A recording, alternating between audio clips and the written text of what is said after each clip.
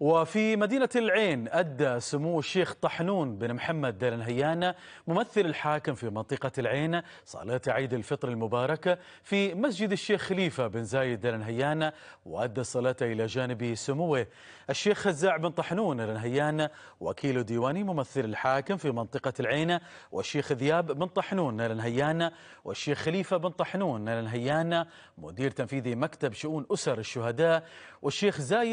زايد بن هزاع بن طحنون نار نهيان وعدد من المسؤولين. واستمع سموه الحضور إلى خطبة العيد التي حث خلالها إمام وخطيب المسجد المصلين على حمد الله عز وجل على نعمه، فبحمد الله تدوم النعم على الحامدين، وبشكره يزيد العطاء للشاكرين، ومن تمام شكرها الحرص على استدامتها. بعد ذلك استقبل سمو الشيخ طحنون بن محمد دير نهيان في قصر غريبة جموع المهنين بعيد الفطر المبارك، وتبادل سمو التهاني مع عدد من المسؤولين في الدوائر والمؤسسات الحكومية والخاصة وجموع المواطنين بعيد الفطر السعيد.